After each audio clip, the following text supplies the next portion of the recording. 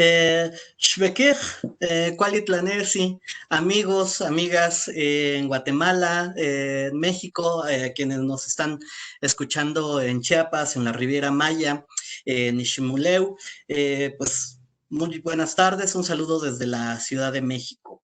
El tema que vamos a charlar el día de hoy es sobre la literatura, uno de los temas que a mí más me interesa, que más me gusta, y pues la charla durará alrededor de unos 45, 50 minutos y posteriormente vamos a dar paso al diálogo, que a mí me interesa mucho. Por favor, dudas, comentarios, váyanlos anotando y al final vamos a tratarlos de ir resolviendo. Si hay alguna duda o alguna cuestión relevante, bueno, les voy a solicitar que me lo hagan saber por este medio.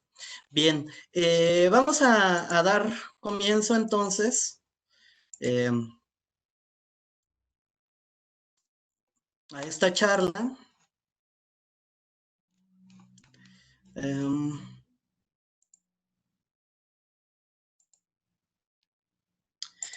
Bien, ¿ya están viendo la presentación?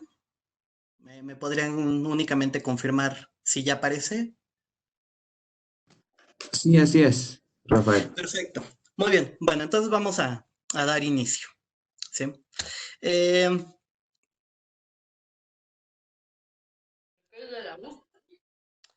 a ver que no pasa la siguiente diapositiva. No sé qué ocurre.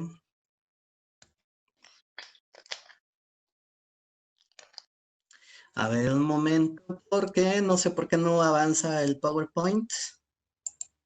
Deja de compartir y dale compartir la presentación como tal. Ok. Sí, porque hace un momentito estábamos, bueno, estos problemas técnicos, ¿verdad? Eh,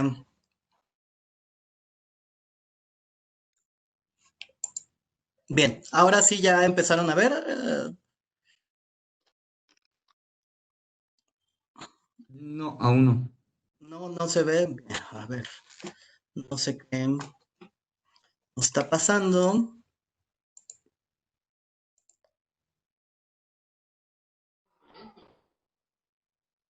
Bien, ahora sí lo están viendo, ¿cierto? Sí, ahorita sí. Bueno, como pueden ver aquí hay unas breves líneas que quiero leer. Dice, a veces nada te detiene cuando vas descendiendo y en el fondo no se encuentra la salida. En el fondo solo existen los comienzos. Esta es una canción, no es un poema, no es un texto literario, sino es una canción de un grupo mexicano de rock que se llama La Barranca. Y bueno, el autor, José Manuel Aguilera, es uno de los mejores letristas que tenemos aquí en México. Ustedes se estarán preguntando, ¿por qué empieza con este breve texto? Empiezo por una razón. Alguna vez escuché a este cantautor José Manuel Aguilera, y él cuando hablaba de sus composiciones decía que él era compositor precisamente, él era letrista, que era diferente a ser escritor, ser poeta o ser otro tipo de escritor. Y él decía que en particular los letristas cuando componen, no solo están pensando en la letra, como por ejemplo un poeta o alguien que se dedica a hacer narrativa o cuentos, sino que un letrista, además del texto, tiene que estar pensando en la música que lo va a acompañar. Esto me da pretexto para iniciar y comenzar reflexionando sobre que muchas veces la literatura tiene muchas posibilidades y no la literatura pensarla únicamente a partir de los libros, ¿sí? Eso es muy relevante porque si bien los libros han sido o tenido un prestigio como artefactos culturales a lo largo de la historia de la humanidad e incluso se mide el grado de civilización de una cultura por si tiene literatura o no, por si tiene sistemas de escritura o por si tiene libros, ¿no? Entonces, Bueno, nos han dicho que el libro se inventó en Europa, que Johannes Gutenberg fue quien inventó la imprenta y que gracias a este invento se desarrolló. Sin embargo, bueno, aquí como en muchas otras cosas, en realidad Gutenberg lo que hizo fue, pues sonará feo, pero lo que hizo fue piratearse el sistema chino que ya existía desde muchos siglos atrás, donde ya se utilizaban móviles al tipo de la imprenta europea. ¿Qué hacer? Perdón, escucho ruido, gracias. Bien, entonces, estas civilizaciones... En este cerebro de mierda hay algo tú. No lo estoy compartiendo. Bien, perdón, escucho otras... De leer, no sé. Bueno, entonces,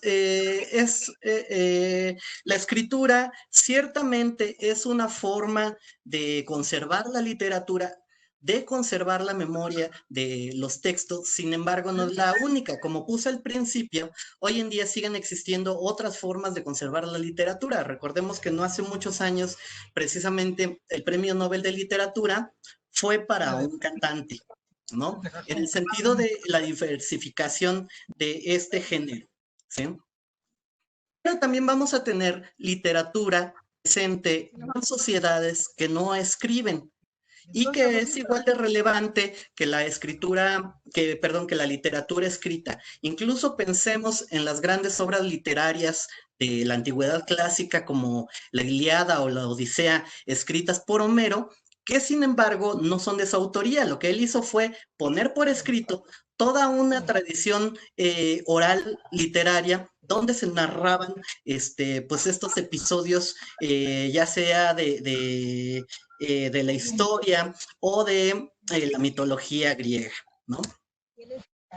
Existen otras formas de conservar estos registros, incluso, por ejemplo, en la región andina ha habido un debate por medio de un sistema conocido como los quipú, que es un sistema de cuerdas anudados que, bueno, servían para hacer cuentas y que algunos se han empeñado por señalar que es un sistema de escritura propio de la región andina para no quedarse rezagado respecto a otras regiones como Mesoamérica, como China, como la región del Valle del Indo, Egipto, Mesopotamia. Y sin embargo, a mí me parece relevante en este punto señalar que no, y poner énfasis en que no toda la literatura tiene que ser forzosamente escrita.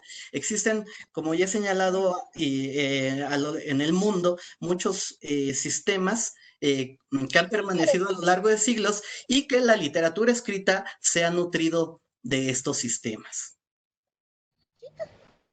Usted creo que también la mandó a descansar. Las abuelitas se fue. Por favor, les voy a solicitar si pueden apagar sus micrófonos, porque aparece ruido y bueno, quienes me conozcan en persona saben que me distraigo muy fácilmente, entonces bueno, estoy concentrado en esto, pero hay mucho ruido. Por favor, apaguen sus micrófonos para que podamos seguir con la exposición. Bien. Ya centrándonos en el caso de Mesoamérica, además tenemos casos muy precisos, muy interesantes de esto, de los sistemas escriturarios puestos en papel, que además combinan dos tradiciones. Por una parte, como podemos ver aquí en el ejemplo del caso del Chilam Balam Dixil, de la península de Yucatán, podemos ver por una parte de su lado izquierdo de la pantalla estarán viendo algunos ejemplos de, bueno, todo el texto está escrito en maya yucateco, pero en el cual ya este idioma, el maya, está escrito en caracteres latinos, ¿sí?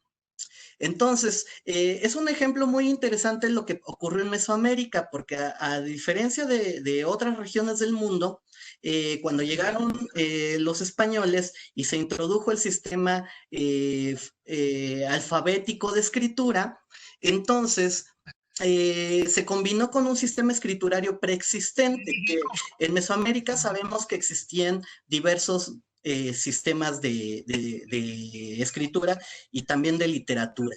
Entonces, aquí podemos ver un ejemplo muy interesante de cómo ya durante la época colonial se unieron estos dos sistemas y van a generar una cosa muy interesante de la cual vamos a seguir hablando. Por favor, les repito que apaguen sus micrófonos porque estoy escuchando mucho ruido, entonces es un poquito complicado. Rafael, perdón, tengo a alguien identificado con Rosa Reina que tiene el micrófono y tiene J. César, me parece que si pueden por favor apagar sus micrófonos. Okay. Reina y J. César, por favor, les suplicamos si pueden apagar sus micrófonos. Les agradeceremos muchísimo para seguir con la exposición. Bien, muchas gracias. Bien, recordemos que Mesoamérica, para referirnos a esta región, a esta macroárea cultural, se refiere a una diversidad de sociedades que van a hablar idiomas diferentes, van a ser gobernados por gobiernos, valga la redundancia, distintos, sistemas de vida muy diferentes entre ellos, ¿no? Es decir, nunca existió algo así como un imperio mesoamericano o un reino mesoamericano. ¿Cuál es entonces el concepto que nosotros utilizamos para entender o para aglomerar todas estas sociedades tan diferentes bajo el concepto de Mesoamérica? Precisamente uno de los rasgos que se van a tomar en cuenta son los rasgos culturales. Cuando Paul Kirchhoff definió este concepto, fue a partir de una serie de elementos que van a estar presentes en Mesoamérica y van a ser comunes a todas estas sociedades, ¿no? Recordemos que Mesoamérica comienza en el estado mexicano de Sinaloa, en el río Lerma, en los estados del centro del país, Durango, Zacatecas, San Luis Potosí, Tamaulipas, y que va a llegar hasta Centroamérica, ¿no? Entonces, así como hoy en día ciertamente tenemos muchas cosas similares con nuestros hermanos guatemaltecos, de Honduras, de Belice, etcétera, pero también tenemos particularidades, ¿no? En la época antigua, esta diversidad también estaba presente, pero a pesar de esta diversidad, algo que van a tener en común todas las sociedades mesoamericanas es que van a desarrollar sistemas de escritura, ¿no? Aquí tenemos más o menos un mapa de los componentes naturales del espacio geográfico en Mesoamérica, que si comparan más o menos este mapa de las regiones culturales con este mapa más bien geográfico, nos podremos dar cuenta que una de las razones, además, por las cuales se define Mesoamérica es porque había todo un ecosistema o había ciertos ecosistemas que permitían la agricultura y que va a ser otro de los grandes elementos culturales que nos va a permitir identificar a Mesoamérica, ¿no? Entonces, en esta región se van a desarrollar diversos sistemas de escritura, ahorita los vamos a ir abordando, ¿no? Pero vamos a comenzar entonces hablando sobre los integrantes o quienes componen estos elementos para hablar de literatura. En primer lugar, tenemos que considerar que va a haber personas específicas que se van a dedicar al oficio de escribir, ¿no? Las fuentes nos hacen saber, fuentes coloniales, pero también algunas otras fuentes epigráficas nos permiten saber que había familias o linajes que se dedicaban por completo a la escritura, ¿no?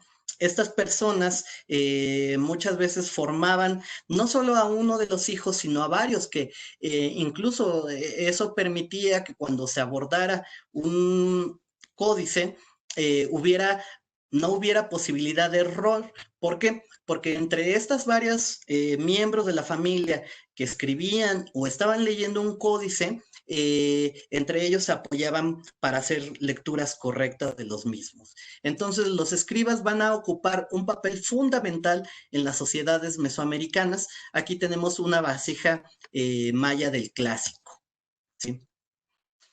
El caso del centro de México, también vamos a tener a personajes muy relevantes que van a ser conocidos con el nombre de Tlacuilo. Fray Bernardino de Sahagún nos va a señalar en el Códice Florentino, cuando nos habla de estos personajes que tienen mucho prestigio, ¿no? Y nos va a decir, el pintor, su tarea es la tinta negra y roja. La tinta negra y roja es una metáfora para referirse al conocimiento. Entonces, fíjense, dice, el pintor, su tarea es la tinta negra y roja, el agua negra. Es un tolteca como sinónimo de artista, de alguien sabio. Dice, es un hacedor, un utilizador de carbón, un dibujante al carbón. Tenían para cada género sus escritores, unos que se trataban de los anales poniendo por orden las cosas que acaecían en cada año, cada día, mes y hora. Otros tenían a su cargo las genealogías y descendencias de los reyes y señoras y personas de linajes, asentados por cuenta y razón a los que nacían y borraban los que morían con la misma cuenta. Unos tenían cuidado de las pinturas de los términos, límites y mojoneras de las ciudades, provincias, pueblos y lugares, y de las suertes y repartimientos de las tierras, y cuyas eran y a quién pertenecían. Otros de los libros de las leyes, ritos y ceremonias que usaban en su infidelidad, bueno, para referirse a la religión antigua, y los sacerdotes de los templos de sus idolatrías y modo de su doctrina idolátrica y de las fiestas de sus falsos dioses y calendarios, claro, desde la perspectiva de un fraile del siglo XVI. Y los sacerdotes de los falsos dioses y calendarios. Y finalmente los filósofos y sabios que tenían entre ellos estaban a su cargo el pintar toda la ciencia que sabían y alcanzaban y enseñaban de memoria todos los cantos que observaban sus ciencias e historias. Como podemos ver aquí lo que nos dice Fray Bernardino de Sahagún respecto a los tlacuilos, recuerden, tlacuilo es la palabra en náhuatl para referirse a los escribas, pues había gente especializada por diversos géneros, como hoy en día tenemos historiadores, literatos, geógrafos o cartógrafos que se encargan de los mapas, gente especializada en los calendarios, ¿no? Entonces, este oficio de tlacuilo era un oficio de mucho prestigio, como lo podemos ver con Fray Bernardino de Sahagún, pero también en el caso de Fray Bartolomé de las Casas, cuando nos habla de la región quechí en Guatemala, de la Verapaz, que él fue lo que conoció, también nos hace una referencia a estos diferentes escritores que se dedicaban a distintos géneros, ¿no? Entonces, hay que tener presente que esta gente era especialista y por lo tanto era gente de mucho prestigio entre las sociedades mesoamericanas, ¿no? El nombre que van a recibir con los diferentes cognados en las diferentes lenguas mayas es el nombre de Ajtzib. Aj, que recordemos es un adjetivo, es decir, alguien que se dedica a hacer algo, es como el que hace, Ajtzib, que viene del verbo que se refiere a escribir, ¿no? Y que entonces, así como entre los nahuas denominaban a estos escribas como tlacuilos, en el área maya los van a denominar como Ajtzib. Fíjense, otra de las referencias, disculpen que no lo lea en idioma náhuatl, es complicadito, ¿no? Pero la traducción que nos da de nuevo los informantes de Fray Bernardino de Sahagún acerca de estos personajes de los escribas es muy relevante, ¿no? Y nos dice, y afánate en conocer la tinta negra, la tinta roja, los libros, las pinturas, entra al lado, junto a los entendidos, los sabios, oh hijo mío, muchacho mío, ¿no? Este es un discurso que le están dando a un joven precisamente que se está formando dentro de este oficio de escriba. Aquí tenemos una imagen del Códice Madrid donde precisamente podemos ver representados a estos escribas, ¿no? Ustedes seguramente tendrán referencia en algunas de las estelas, códices, aparecen continuamente estos personajes dada su referencia. El periodo clásico, los textos más antiguos que tenemos en el caso de Mesoamérica, bueno, existen textos desde el preclásico, pero plenamente desarrollado este sistema de escritura logosilábico entre los antiguos mayas, recibe este nombre porque se van a utilizar por una parte dos elementos para elaborar los textos, que cada uno de estos cuadritos que ustedes pueden ver en su pantalla representan, se les denomina, han sido denominados por los epigrafistas como cartuchos, y entonces la escritura maya va a funcionar, antigua, va a funcionar de modo muy similar a como escribimos hoy en día. Si ustedes ven la parte de abajo de su pantalla, donde pongo la referencia de la imagen, podemos leer todos ahí Dintel 25 de Yaxchilán. ¿Cómo funciona nuestro sistema de escritura? Nuestro sistema de escritura hoy en día funciona por un sistema fonético, es decir, cada uno de los signos que nosotros llamamos letras va a representar un sonido, ¿no?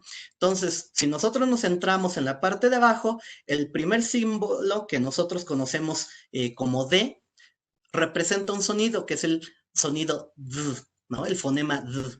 Después viene el símbolo que representa el fonema I, después el fonema N, después el fonema T, después el fonema E y el fonema L.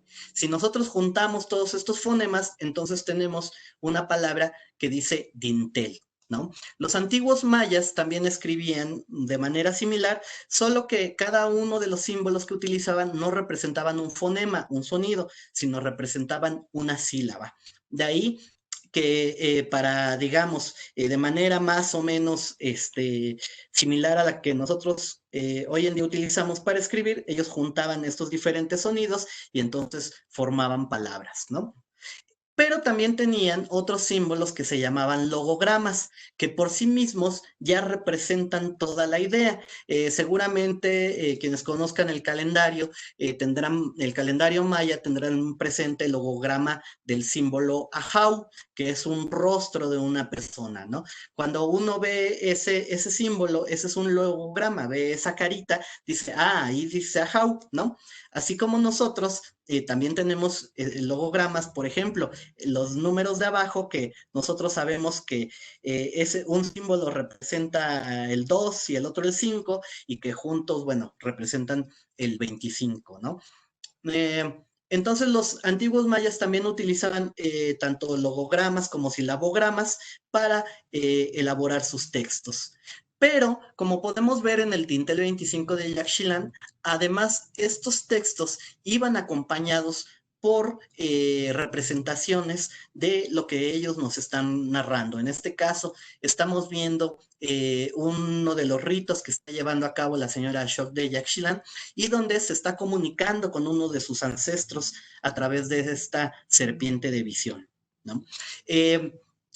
Ya desde este momento los epigrafistas han detectado que podemos hablar de literatura, en el sentido que los textos no solo nos están dando una cosa descriptiva, ¿no? Como el texto que yo puse en la parte de abajo de la imagen, sino que además ellos buscan la manera de embellecer sus textos. Entonces van buscando formas como metáforas como las que acabamos de leer con Fray Bernardino de Sahagún, que también en otros sistemas de escritura aparecen las metáforas, se va versificando, se utilizan una serie de elementos retóricos que hoy en día utilizamos para la poesía, para la literatura, ¿no?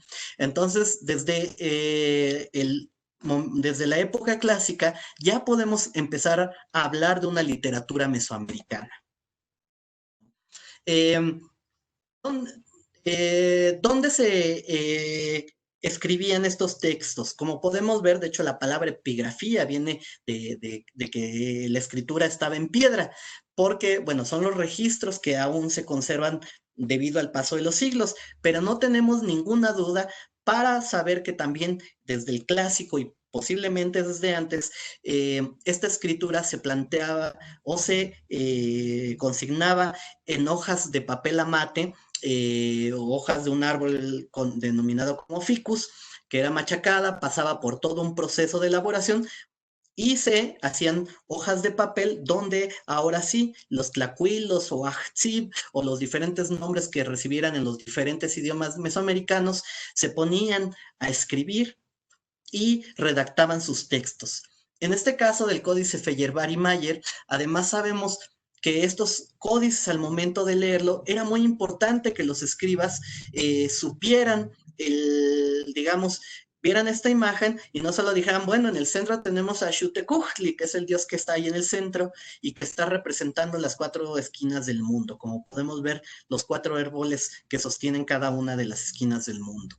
Ellos también tenían que tener una preparación que era la oralidad, y que la oralidad iba acompañando los textos escritos.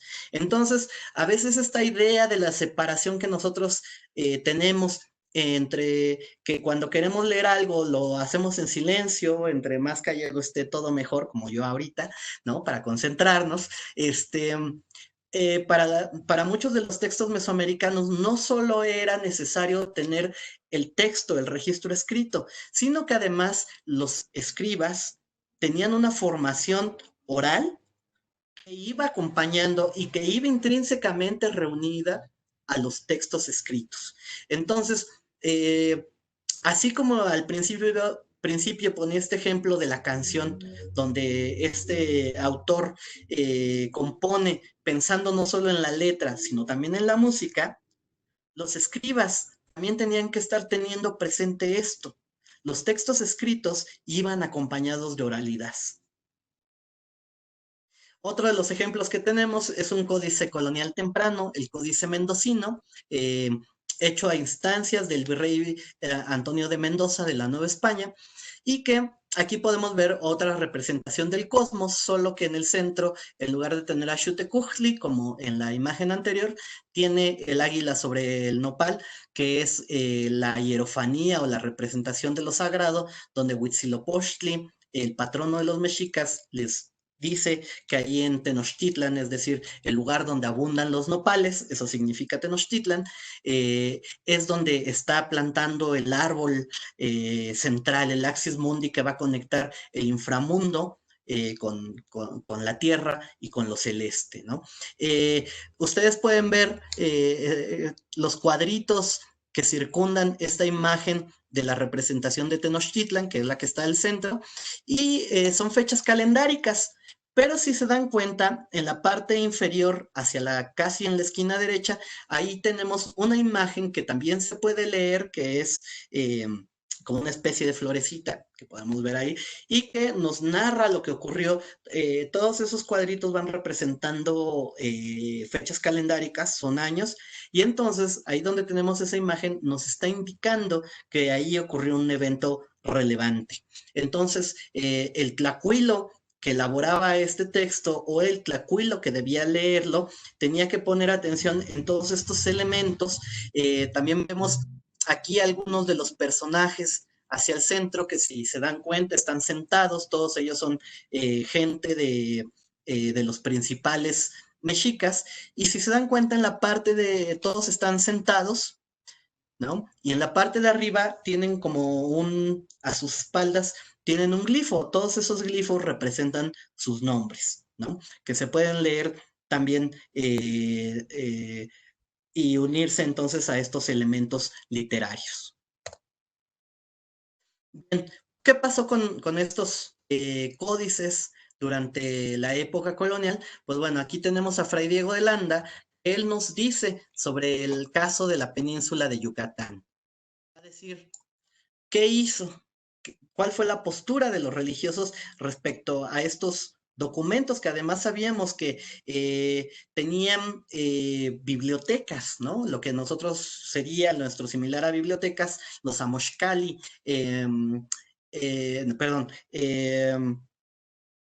sí, los Amoxcali, las casas de los libros, donde ahí la gente iba a consultar, ¿no? La historia, los límites del territorio, ¿no? Calendarios, etcétera, ¿no? Pues nos dice Fray Diego de Landa que en el siglo XVI hallámosle gran número de libros de estas sus letras, y porque no tenían cosa en que no hubiese superstición y falsedades del demonio, se los quemamos todos, lo cual sentían a maravilla y les daba pena, ¿no? Esto nos dice en la relación de las cosas de Yucatán y que sabemos que además Fray Diego de Landa no fue el único que participó en esta quema de códices, sino que fue una práctica común. Sin embargo, aquí quiero resaltar que eso no significó una pérdida total del conocimiento escrito, porque como hemos visto en los ejemplos anteriores, se elaboraron códices coloniales usando el sistema antiguo de escritura o combinando el sistema antiguo de escritura con el sistema alfabético traído desde Europa, o incluso únicamente en textos escritos en caracteres latinos, pero donde se conserva toda la memoria, toda la oralidad presente entre las sociedades mesoamericanas. Y por supuesto la literatura va a ser uno de los grandes temas privilegiados para guardar en estos textos.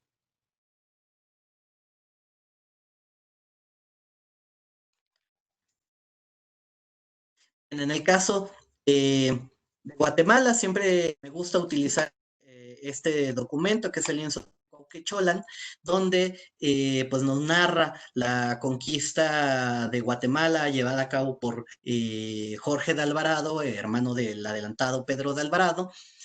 Y este texto fue escrito por gente de aquí del centro de México, del pueblo Cuauhtémoc, y ellos nos narran cómo ellos participaron durante la guerra de conquista en Guatemala. Entonces, aquí sí es un ejemplo muy claro de cómo se están utilizando sistemas antiguos de escritura todavía en la época colonial.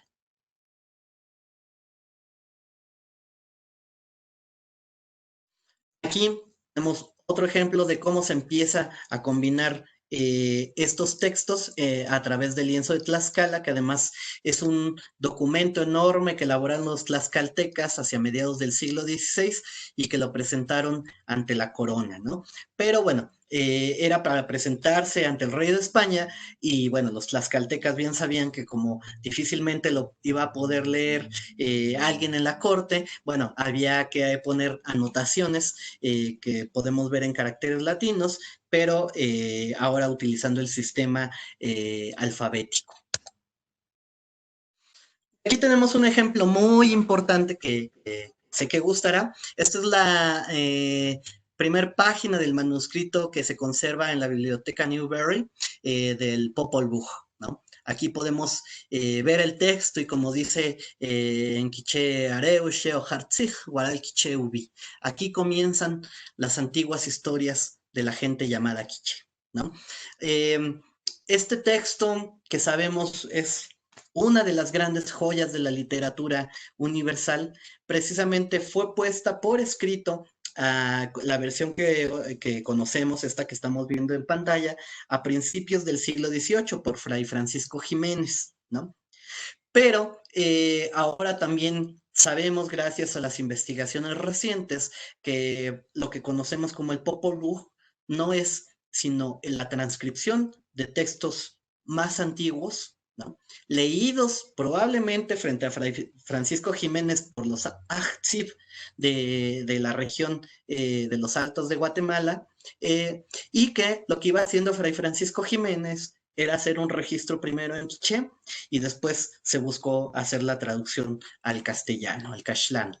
Entonces, este texto, aunque ahora ya no tenemos las imágenes por la versión que conocemos de Jiménez del Popol Vuh, tenemos que imaginar que este texto estaba escrito a la manera como estos códices que acabamos de ver y que había gente, los escribas, que eran capaces de leer estos textos y que lo que hoy en día conocemos como literatura colonial, el Popol Vuh, en realidad lo que hace es conservar la memoria de la literatura antigua de la región quiché.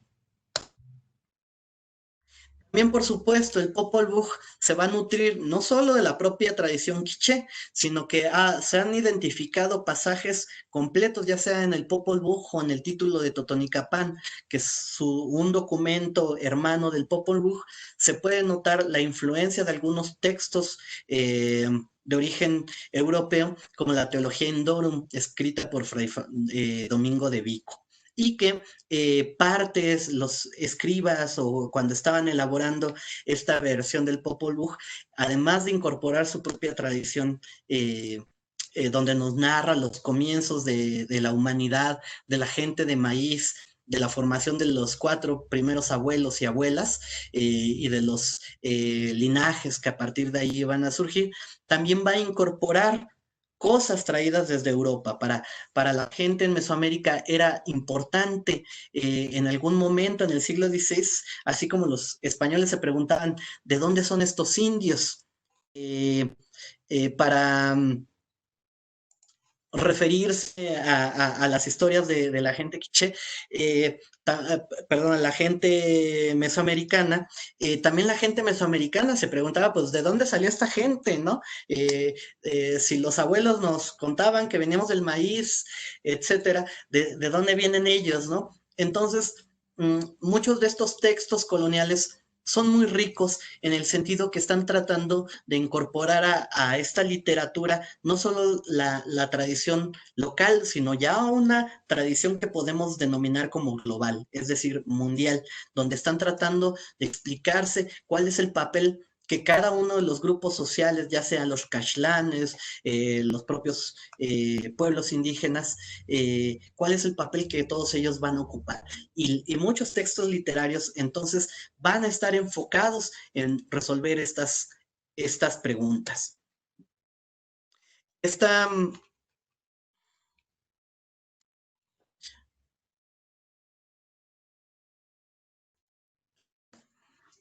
Bueno, estos ejemplos no solo pertenecen a la península de Yucatán o a Guatemala o al centro de México, sino que, como señalaba desde el principio, tenemos ejemplos de toda Mesoamérica.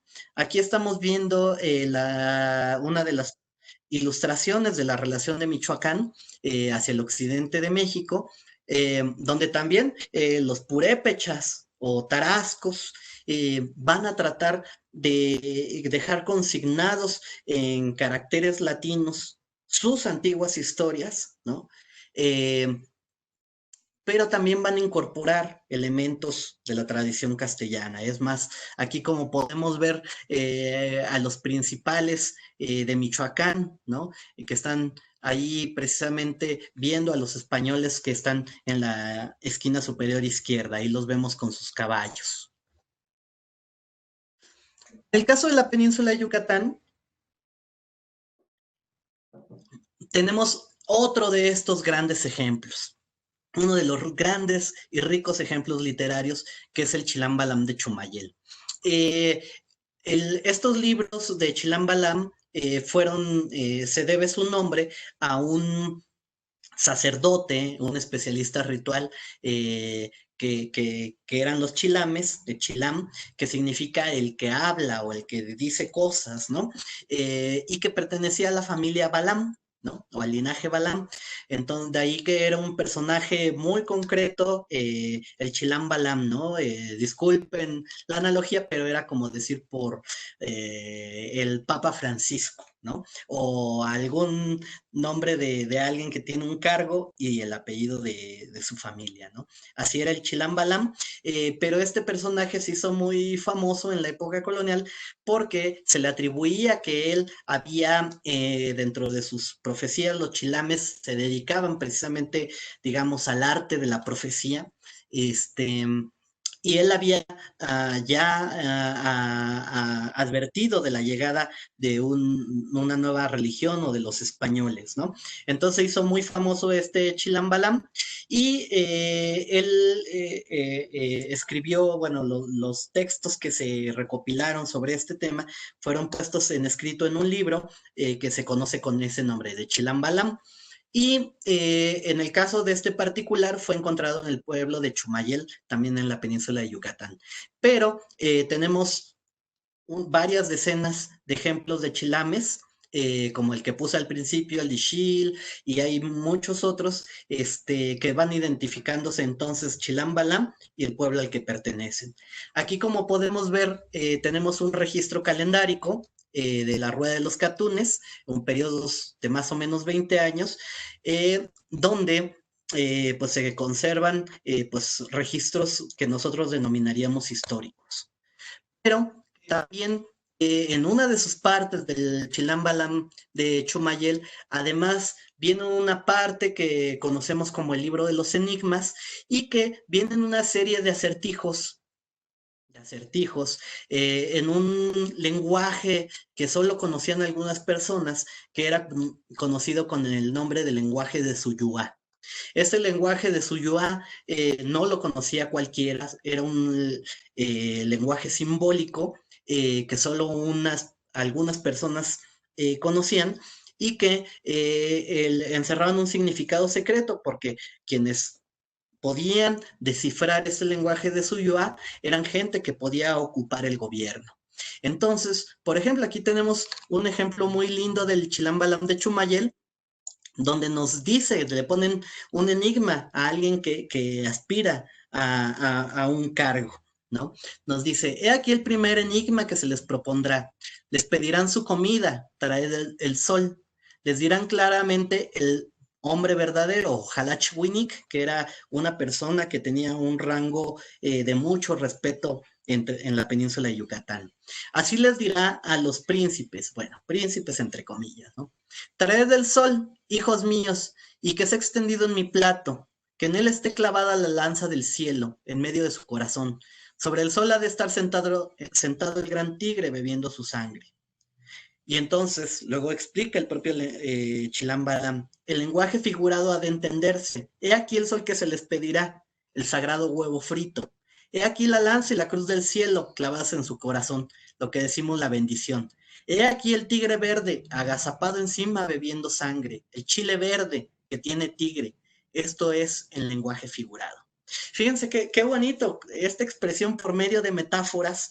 Le están pidiendo a alguien una prueba para ver si conoce el lenguaje Suyuá, y entonces yo siempre pienso, ¿no? Si a alguno de nosotros nos pidieran que trajéramos al sol clavado por el gran jaguar, bebiendo su sangre, bueno, yo no sé qué no se nos hubiera ocurrido a muchos de nosotros, pero entonces se refería a un huevo con chile, ¿no?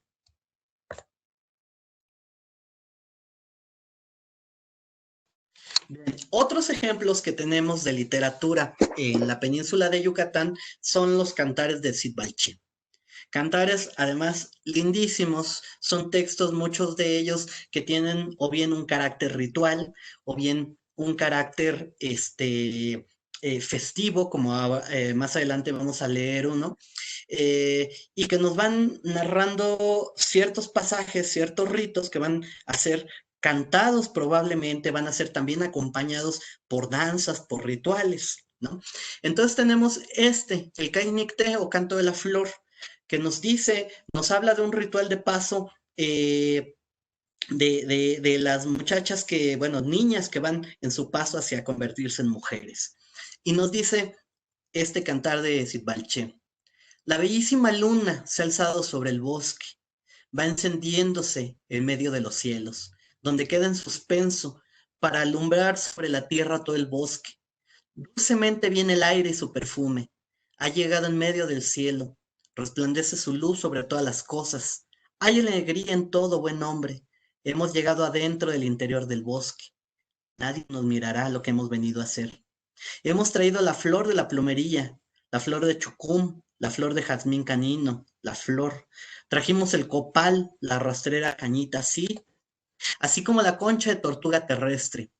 Asimismo el nuevo polvo de calcita dura y el nuevo hilo de algodón para hilar, la nueva jícara y el grande y fino pedernal, la nueva pesa, la nueva tarea de hilado, el presente del pavo, nuevo calzado, todo nuevo. Inclusive las bandas que atan nuestras cabelleras para tocarnos con el nenúfar. igualmente el zumbador caracol y la anciana maestra. Ya estamos en el corazón del bosque, a orillas de la poza de la roca, a esperar. Surja la bella estrella que humea sobre el bosque. Quitaos vuestras ropas, desatad vuestra cabellera, quedaos como llegaste aquí sobre el mundo, vírgenes, mujeres, mozas. A mí particularmente me gusta mucho este texto que como señalaba, debió ser utilizado para los ritos de paso de las mujeres. Ahí tenemos una serie de elementos que si gustan, ahorita podemos platicar un poquito sobre ellos. Probablemente algunos de ustedes hayan identificado algunos de estos elementos. Todavía en muchos pueblos, muchos lugares mayas, cuando se hacen ciertos ritos precisamente para recibir a los patojas, a los patojos, ¿no? Ya como jóvenes, pues se llevan a cabo estos rituales, ¿no? Y también tenemos algunos que incluso resultan, digamos, un poco sarcásticos, y ya con esto ya vamos acercándonos al fin de la exposición, donde incluso vemos ironía, vemos humor en estos textos. Alguna vez tuvimos un debate sobre el sentido de este texto. Hay quien señalaba que probablemente se trataba de un texto, digamos, de lamentación, un texto triste, pero si consideramos y que los propios cantares de Sitbalché, donde pertenece este texto, nos habla que además va acompañado, como ahí dice, baila en golpe de madera. Ustedes imagínense estos cantos, tal vez como el Rabinal Achij, o alguna vez me tocó estar en la danza de mexicanos en Chichicastenango, ¿no? Y bailar con las serpientes, ¿no? A mí y a otro amigo nos tocó danzar, ser parte, y ustedes recordarán que hay partes que se está danzando durante mucho tiempo y hay partes donde se llevan a cabo diálogos, ¿no? Esto nos da idea de cómo pudieron haber sido estos textos, y aunque sean textos rituales, no necesariamente todos tienen que ser solemnes o tristes, sino incluso muchas veces se busca lo cómico, se busca alegrar, porque también la felicidad puede ser parte del ritual, ¿no? Y entonces, este texto, yo siempre he pensado, claro, alguien siempre se puede diferir, ¿no?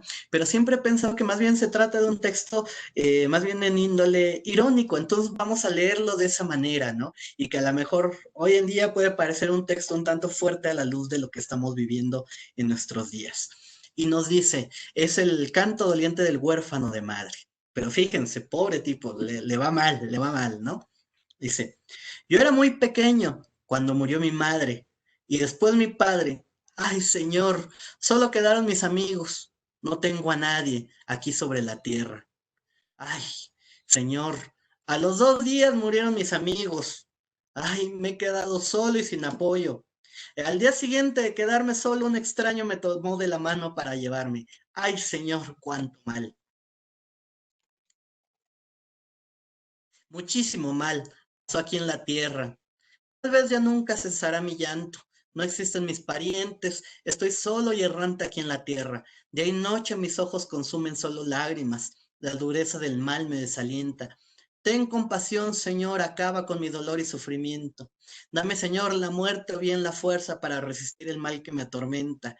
Pobre y solo en la tierra tengo que mendigar de puerta en puerta. Me dará amor el que me vea, desnudo y solo, sin hogar ni hoguera. Ten compasión, Señor, dame la fuerza de resistir el mal que me atormenta. Imagínense, el que escribió esto, yo siempre pienso, ¿no? Me recuerda a veces hasta la tragedia de Edipo, ¿no? Gente que le va mal, ¿no? Pero a mí me suena un poco, conociendo las danzas de Chiapas, de Guatemala, de la península de Yucatán, de acá del centro de México, ¿no? Muchas veces son estas que denominan como farsas, más bien, donde ciertamente hay una tragedia, pero lo que se busca es incluir la risa, ¿no? Sea como fuere, estos textos estaban escritos en maya yucateco de los cantares de Citlalche, y fueron puestos por escrito. Gracias a eso hoy en día los conocemos. Pero ¿cuántas danzas no conocemos donde la literatura, los textos, no están consignados en papel, sino que están en la cabeza, en la memoria, en el recuerdo y en el recitar estos textos? Los últimos textos que hemos leído se refieren ya a la época colonial, donde aquí tenemos en el caso de México, una de las grandes poetisas, Sor Juana Inés de la Cruz, y que cuando hablamos en el caso de México, pero seguramente también en Guatemala, de literatura colonial, siempre pensamos forzosamente, únicamente en textos escritos, digamos, dentro de la tradición literaria occidental. Cuando los ejemplos que acabamos de ver es que hay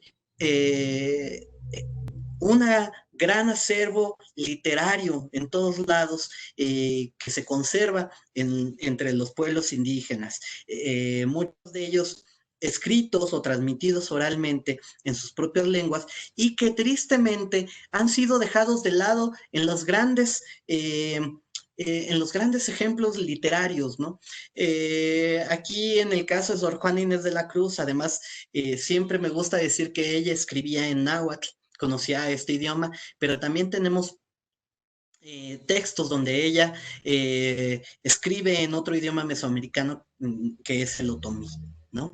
Entonces, a mí me parece relevante que cuando hablemos de literatura no pensemos únicamente en la época antigua, en literatura mesoamericana, sino que también durante la época colonial hubo una gran tradición que permaneció y permanece hasta nuestros días.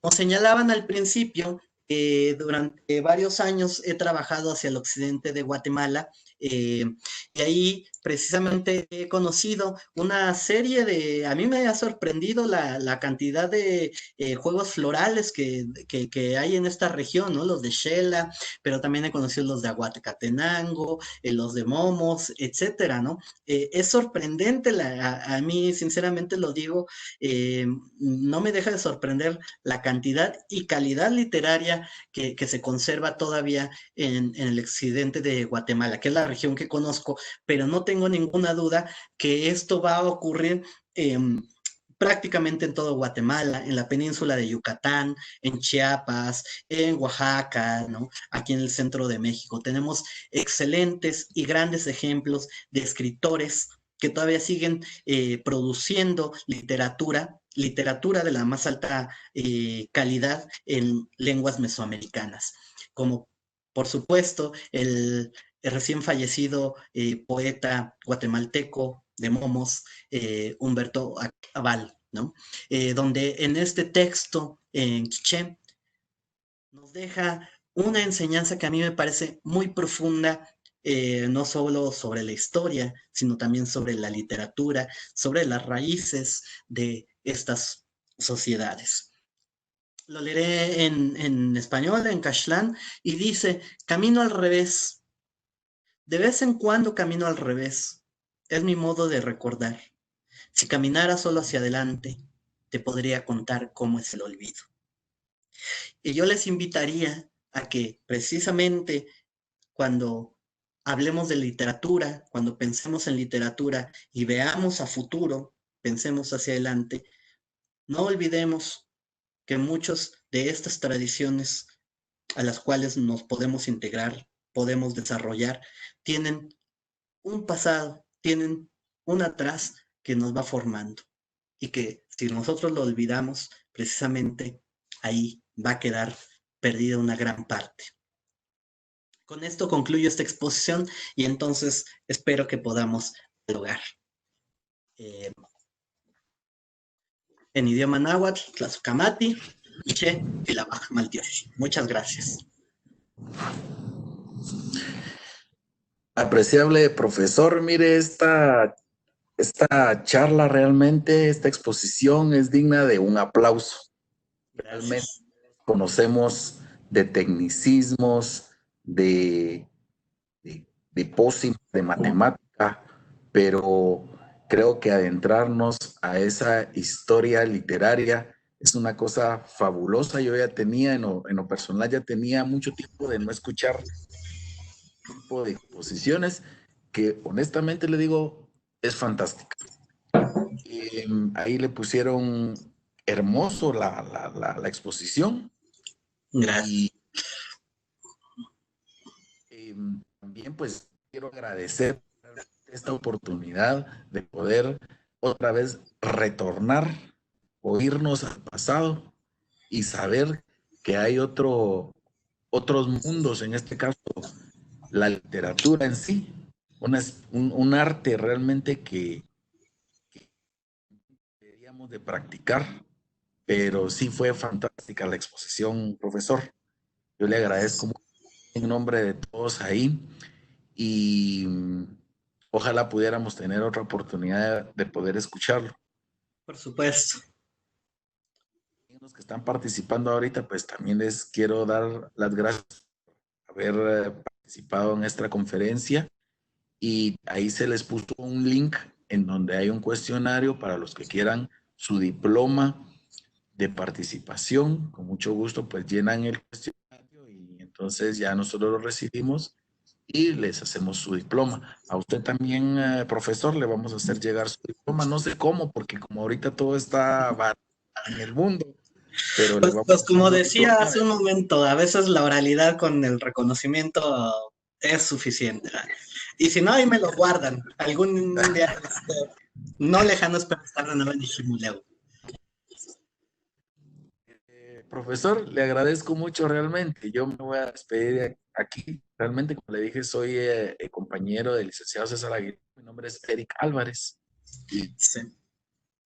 agradezco realmente a todos. Muchas gracias. Feliz tarde para todos.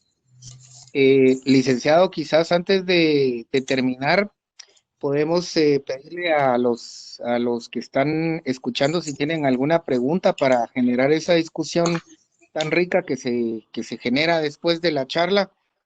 Por favor, tenemos tiempo todavía. De hecho, habíamos recibido 106 solicitudes para escuchar la charla, pero sabemos que por el horario y porque a veces la gente se le olvida, pero la gente que está aquí es la gente que le interesa y que hay académicos también que estuvieron contigo, Rafa, la semana pasada, me parece.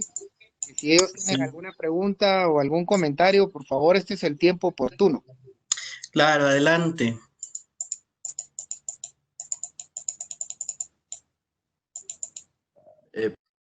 A ver si hay alguna persona que quiera preguntar algo a través del chat. Por favor. O ahora sí pueden abrir sus micrófonos que nos quieran preguntar. El micrófono. ¿Me escuchan ahí? Sí, te escuchamos. Yo quisiera una orientación ya que hablo de la literatura. Tengo la oportunidad de impartir en la Facultad de Humanidades en el Departamento de Arte el curso de Arte Maya. ¿Se podría hablar y abordar el tema en la actualidad relacionado con lo anterior? Hablar de literatura en el caso de los tejidos, con la simbología que tienen. O sea, ¿cómo puedo amarrar en algún momento hacer esa unión entre lo antiguo y lo de ahora? Solo pues quisiera un apoyo en ese sentido, ¿verdad? Perdón, no escuché bien. ¿Podría repetir la pregunta? Yo he venido impartiendo el curso de arte maya desde hace varios años y mi profesión es, yo soy antropóloga, pero trato en la idea de que los estudiantes asocien la antigüedad con lo que hoy existe. Sí. Entonces, a mí me interesa mucho, yo he encontrado un punto de partida en los tejidos. Ya. ¿Puedo hablar de la literatura en algún momento? ¿Cómo podrías abordar científicamente de alguna manera este tema? Miren, voy a hacer un... Sí, parece que lo tengo listo, ¿verdad? Sí, miren, les voy a dar mi correo electrónico, lo voy a anotar aquí en el chat, por si... no, creo que ya no puedo escribir. A ver, a escribir mi correo porque hay varios antropólogas que han trabajado temas de textiles. Conozco en Guate y en Chiapas. Ahí puedo, si me envían un correo, puedo enviar más bibliografía al respecto, donde se aborda precisamente el simbolismo o la narrativa que hay dentro de los tejidos, ¿no? Yo recuerdo mucho una ocasión me habían hecho un encargo de un sute de ahí de Santiago Atitlán, y bueno, pues para mí eran unos bordaditos muy bonitos, y luego cuando estuve ahí platicando precisamente con las tejedoras y me iban señalando toda la narrativa que implicaba un textil, yo me quedé sorprendido, y bueno, pues no quedó otra más que aceptar la ignorancia, ¿verdad? De uno. Es muy importante acercarse a estos textiles. Aquí en este libro de Entidades Sagradas del Universo Maya que publicamos el año pasado, hay un artículo de una antropóloga japonesa, Yuko Okura, donde desarrolla un estudio sobre los textiles ahí junto en la región Cachiquel. Por aquí tengo algunos otros textos que se refieren a los textiles tzotziles en Chiapas, y también yo creo que es el Tales. Entonces, puede acercarse, por supuesto, a estos textos para que ya hay una investigación, digamos, formal, académica, pero yo creo que también resulta muy relevante, pues, acudir con las fuentes, ¿no? Directamente con las tejedoras, que yo creo que en muchos casos hay muchas personas, tejedoras y tejedores dispuestos a ayudarnos a leer, precisamente en el sentido que ellos también guardan una importante memoria en su trabajo, ¿no? Y una narrativa que yo creo que están dispuestos a compartir en la medida de que haya gente interesada en acercarse a estos textos, ¿no? Que no están puestos en papel, sino están puestos en bordados, ¿no? Ahí recuerdo que haber escuchado alguna vez precisamente una tejedora, ¿no? Decía, aquí están escrita la memoria que no pudieron arrancarnos con la invasión.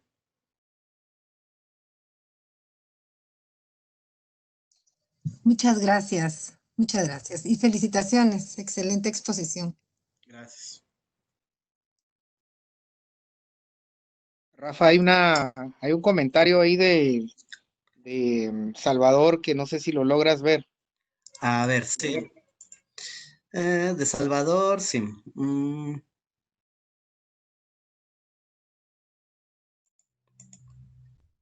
Ok. Sobre, digamos, la influencia de los textos, preguntan sobre la influencia de los textos católicos occidentales en textos como el Popol Vuh, ¿no?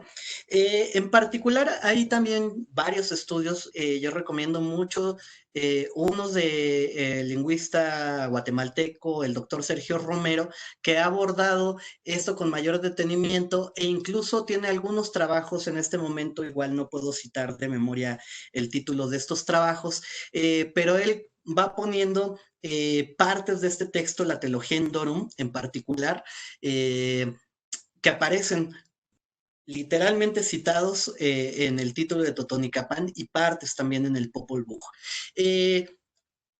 Sabemos que el siglo XVI fue muy complejo, que hacia mediados de este siglo, las entidades políticas sufrieron primero la invasión, la guerra que trajeron, o bueno, que llevaron los españoles, y después de eso hubo una serie de movimientos de los pueblos de reubicación.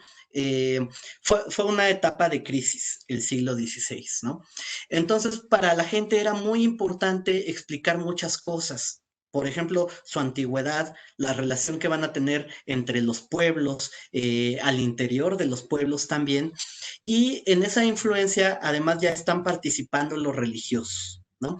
Entonces, a diferencia de la tradición occidental que religiosa, que es totalmente intolerante, que no permite otra cosa más que lo que consigna el canon, sabemos que las sociedades mesoamericanas estaban abiertas al diálogo, incluso religiosamente, ¿no? Entonces, a mí me parece que esta pregunta que hace rato planteaba, ¿no? Así como los españoles decían, ¿quiénes son estos indios? Usando la palabra que ellos utilizaban, ¿quiénes son estos indios? ¿Cómo los podemos explicar desde el punto de vista bíblico?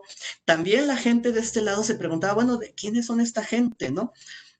Entonces, precisamente en ese sentido, el conocer, ya conocían algunos religiosos que estaban predicando, y entonces estos textos, en algunos de ellos están tratando de hacer una síntesis, ¿no? Ellos están dialogando con la tradición occidental y están tratando de incorporarla, ¿no? Tratando de llenar, como digamos, este gran rompecabezas que se dio durante el siglo XVI, ¿no?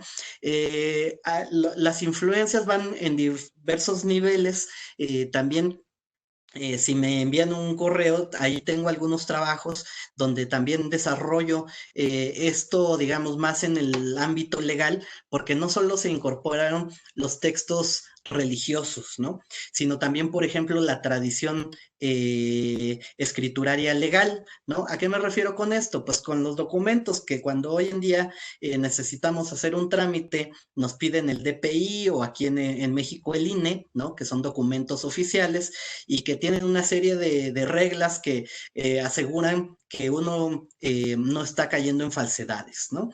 Entonces, esta tradición también se incorporó en los textos mayas y entonces van a empezar a enriquecerlo, ¿no?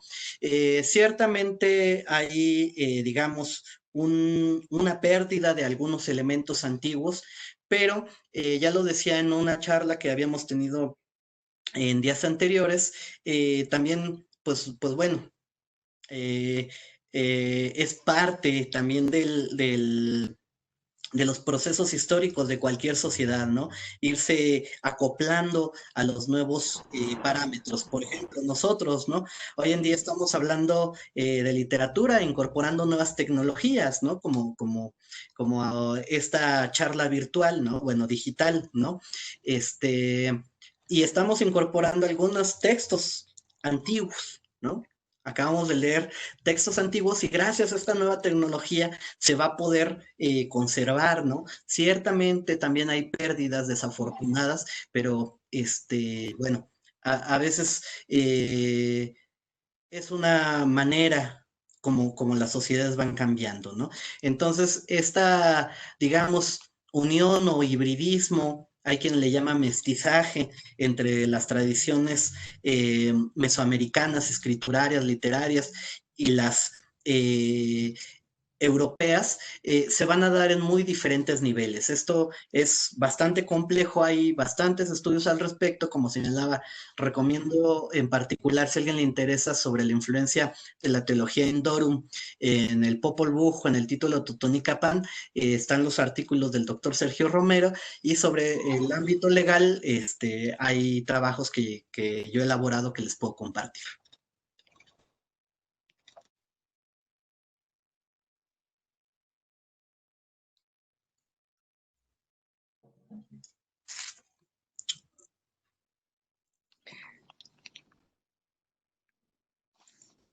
Bien, ¿alguna pregunta más? Rafa, tengo una pregunta. Sí, adelante, por favor.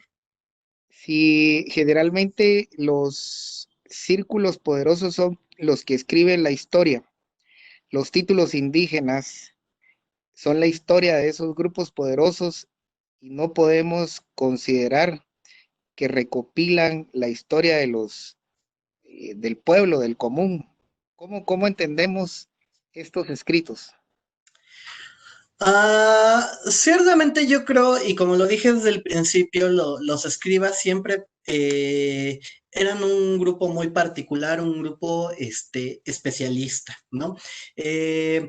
Seguramente eso tenía beneficios, digamos, de cierta índole, pero también algo que nos ha quedado claro es que muchas veces, digamos, el prestigio social entre las sociedades indígenas no es similar al prestigio social entre nosotros, que el principal elemento para medir esto, pues, es lo económico, ¿no? Yo recuerdo un pasaje donde Robert Carmack, cuando está estudiando en la región de Momostenango, a él como estadounidense en ese momento, ¿no? Eran sus primeros trabajos, ¿no? Porque, bueno, si alguien ha dialogado mucho con la gente de la región es precisamente el doctor Carmack, pero en esos primeros trabajos él decía, es que no entiendo a esta gente, ¿no? Porque hay cosas que les dan mucho prestigio y pues no se refleja en una cuestión económica, ¿no? Que él como antropólogo estadounidense era lo que estaba acostumbrado a ver, ¿no? También en el caso que yo estudio con más detalle, que son los títulos Nehaib de un pueblo que se llama San Vicente Buenabaj en Momostenango, hacia el occidente, yo me he encontrado con cosas muy interesantes, ¿no? Ciertamente, ya en la época colonial, quienes estaban encargados de redactar los documentos, recuerdo en particular un personaje, Francisco Vicente. Francisco Vicente era, pues, digamos, la cabeza de toda la parcialidad de los Vicente, ¿no? Y hay un texto donde él explica, ¿no? Dice, es que lo que está aquí es porque son la memoria de los grandes y de los chiquitos, ¿no? Refiriéndose como, digamos, un disfrazismo para referirse a toda la gente de la parcialidad, ¿no? No dudo que hubiese casos, ¿no? En el caso de aquí de la Ciudad de México, hubo un gobernante, un tlatoani, que en algún momento mandó a quemar todos los códices para reescribir la historia de los mexicas, cosa por la cual fue muy criticado, ¿eh? Fue muy criticado, porque de toda esa memoria, pues tenía su valor, ¿no? Esto, digamos, lo hizo con el sentido pues, colocar a la Ciudad de México, antigua, la Mexico Tenochtitlan, como una ciudad con un gran pasado, ¿no? Cuando los demás pueblos lo que hacían era recordar los orígenes humildes de los mexicas, ¿no? Entonces, ahí yo creo que ciertamente, aunque los escribas pertenecían siempre a un grupo, digamos, particular, con mucho prestigio dentro de los pueblos, no sé si necesariamente, no creo que necesariamente eso signifique que solo nos den la visión, digamos, de la gente relevante, sino al contrario, muchas veces en estos textos lo que se está buscando es una consignación de la voz de toda la comunidad, ¿no? Y bueno, como los textos, estos como los cantares de Sid Balché, los Chilam Balam, y muchos otros ejemplos que tenemos, pues son textos que más bien pertenecen al carácter popular, ¿no? Y que alguien que sabía escribir se tomó el tiempo para ponerlos por escrito en papel, ¿no? Pero que reflejan pues un pensamiento social, que no se refiere, digamos, a una clase en particular. Muchísimas gracias. Si hay algunas personas que todavía tengan alguna pregunta.